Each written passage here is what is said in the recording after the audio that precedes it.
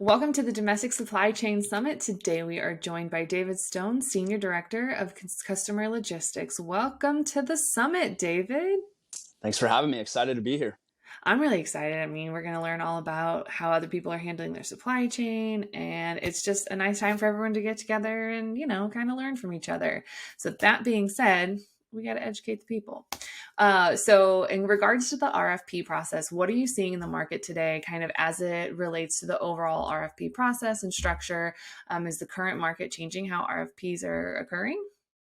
Yeah, I think it's a really good question, and it's one that we talk with a lot of shippers about. So, the one caveat to this whole piece is I'm a carrier, so I see it from the carrier side of things. But we deal with a lot of shippers, and so we get to see a lot of different strategies, and I think that's an interesting piece, right? I think there's no secret to it. The RFP process in the market is different every shipper you go to.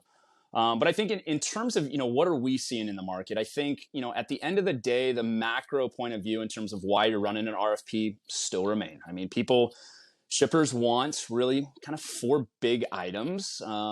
Cost is definitely a piece of that. And that's probably why a lot of folks do the RFP. But, there's service components to it. There's visibility components to it. There's acceptance to it. I tell people all the time that one of the things on running an RFP for a shipper is you should know that that lane that you just ran an RFP on is taken care of. No questions asked, right?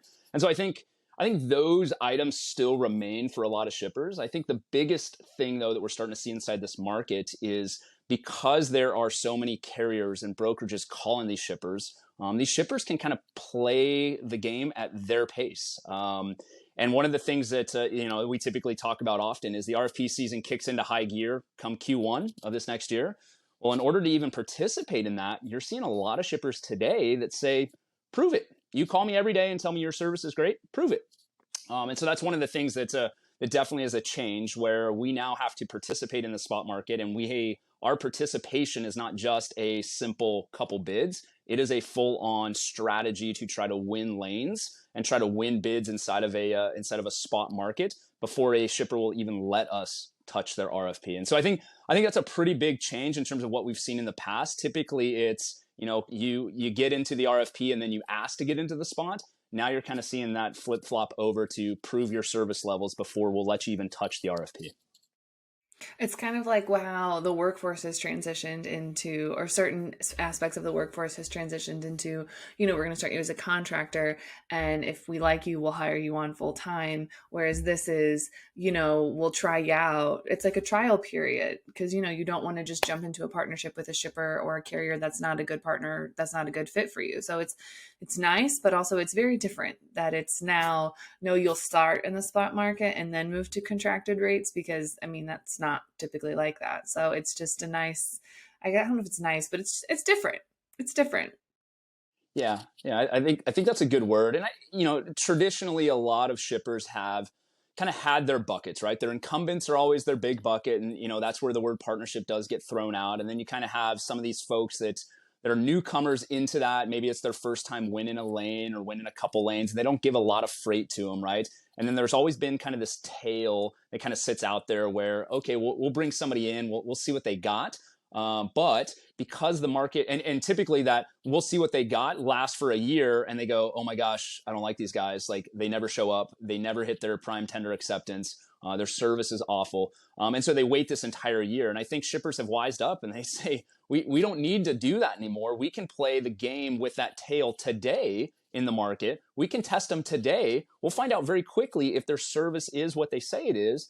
And then guess what? When we do the RFP, we got the best of the best. And so now it is a matter of driving kind of those other three components, right? Hey, when you guys were in the spot market, your visibility was this. We need it to be this. Or, hey, your cost was here. Here's where we kind of need to get to from a cost piece. And then the partnership happens, right? So I think shippers are wisening up that there are so many carriers and brokerages out there that they can really pick and choose what they want, especially because the volume is down across the board, that it is really a shipper's game today. And I think it's fun to be in that environment because all of us call with the same message, right? Hey, my service is through the roof. I have, 99% acceptance on everything I take. And oh, by the way, I'm going to be, 99% on time on pickup and delivery. And you really find out who's truthful or not. And I think the other side of it is you find out very quickly which carriers can actually support in certain markets, because we all turn around and bid on every single lane and say we're the best, and we have, thousands of trucks on call today, but you find out very quickly which ones are actually legit and which ones aren't. Absolutely. I mean, that's kind of been the standard bid process for forever is, oh yeah, we have a bunch of trucks, no worries at all. But from a carrier perspective, I know that as we are kind of be gearing up to really launch a bunch of bids and, put that relationship and everything to the test. From a carrier perspective, what does a good RFP process look like? How do you know if you truly have a partnership with a carrier during an RFP? Is it something as simple as like data sets and pictures of freight? Like, what are things that you look for that when you're a carrier, you get this bid packet and you're like, whew, A plus, 10 out of 10, I'm bidding on this. We're going to give them our best pricing. Yeah, I think you hit on the big point on that, which is the data has to be accurate. I mean, data wins in every sense of the word. And I think the ones that carriers get frustrated on are the ones where the forecasting isn't correct, or the data set isn't complete, or there's a ton of questions related to what the data set is, right? You get into the bid package and you have some questions, and the more questions you ask, all of a sudden there's more information that starts to come out. And all of a sudden it's not necessarily what you thought it was. And I think that the classic one that we're seeing a lot of right now is just based on cargo insurance, right? So you get in and you think it's traditional $100,000 worth of cargo insurance is required, and all of a sudden the shipper comes back and says it's not actually 100, it's 200, or it's 250. Well, that changes the game, and that changes the bid process on that piece, right? So I think that those are the questions that typically come up and frustrate the carrier. So data has to be accurate. I think that's the biggest way to kind of know if you're putting out the right information. And I think the secondary piece to that is feedback has to be accurate as well. And the feedback has to be something that is pushed out in a meaningful manner, right? Because the traditional RFP process is you go in through round one, everybody's rates are high. Carrier comes back and says, nope, you need to lower your rates. Or the shipper comes back and says, you need to lower the rates. You lower the rates, some percentage, you send it back. But the partnership really doesn't exist in that piece. Everybody's just fighting to the bottom, right? It's a race to the bottom. And you hope that you're the last one standing, knowing that the shipper probably isn't going to award the lowest cost provider. And so it's this constant battle between this piece. And the way in which I talk about it with my shippers is, hey, like, we want to be an extension of the supply chain for you. Our job is to support you and kind of what you're doing. You want that trust, that peace of mind. But the only way that happens is provide me with accurate information in terms of what you're forecasting next year. If it's a decrease in lanes, great. At least we know that so that we can actually go out and find the right carriers to do that job. I think that's the biggest thing. I think the second thing to that, go ahead. Oh, I was just gonna say, I mean, from the 3PL side, like you also have people who are scared to talk to their shippers to get all that information. They're just like, oh, we'll just assume it. Like, no, assuming information, you're working for your shipper. Like, you should not be scared to ask your shippers questions about their own freight profile. Like, just have all of the information that you need, or have as much information as you can give your carriers. Because if you give carriers only half the picture, you're not gonna get pricing back that's worthwhile. Yeah. And I think that's a classic piece, right? So like there's two sides to that, because in a traditional brokerage model, oftentimes, the quote unquote win is, hey, I got an RFP opportunity. Well, if it's just an RFP opportunity, it doesn't really solve for what you want to go off and do, which is to build that relationship with that shipper. And then the other side of it is, if you are scared to talk to your shipper, then the relationship really doesn't exist on that piece. And so really, what are you bidding on? You're bidding on lowest cost. Well, lowest cost doesn't win at all times, which is why I think shippers are wising up too, because they know that awarding the lowest cost is in fact resulting in bad service levels, or bad visibility, or bad acceptance, right? So I think those are the ways in which you build out this bid package that allows the carrier and the shipper to build that relationship. But it really has to be that two-way street between both parties. And it has to be upfront, right? Whether it's round one or round two, it can't just be at round three when you're having these conversations. Oh, absolutely. I feel like the most people are like so scared to be upfront and honest with each other. And it's like, no, don't be scared. Just let it go. Like, let it just be upfront and honest with people. It's going to get you farther in the long run. I, Um, I feel like there's a Frozen reference to that. Maybe we could play the Frozen song over the top of that. Let it go. That's it. But from a carrier perspective, when you participate in RFPs, we've touched on it a little bit. How do you think like a good technology RFP platform or like other technological improvements could help or hurt the process? Because I know right now most of it is here's a PDF with a bunch of like bid guidelines and here's a Excel sheet. Have fun. Yeah, I mean, it goes it goes to the old adage, right? Technology is only as good as the user behind it, right? So, I can have a platform that is perfect in every way, has the greatest visuals, has everything that I need.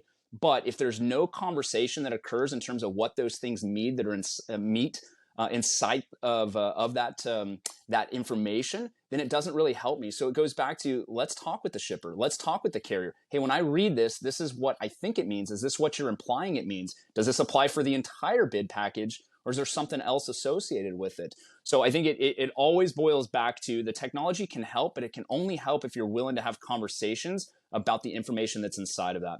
And then I think the secondary component to that, right, is really the technology should allow for efficiency, right? So I should be able to put my bid in, I should be able to find feedback, I should be able to have conversations related to if I'm coming down on certain lanes or certain rates in any regard. And then the back end of that is, how do I accept that award, and how does that award filter into my TMS, and does it allow me to quickly understand what my contractual lanes are, what my contractual rates are, and how do I kind of go off and execute that? So it's a really back end that we look at a lot of times with a shipper. I mean, they can use any platform out there. Really, it matters on the feedback mechanism and on the actual execution of the information that comes out of that RFP. That's going to be crucial for us in terms of whether we quote unquote like a platform or not.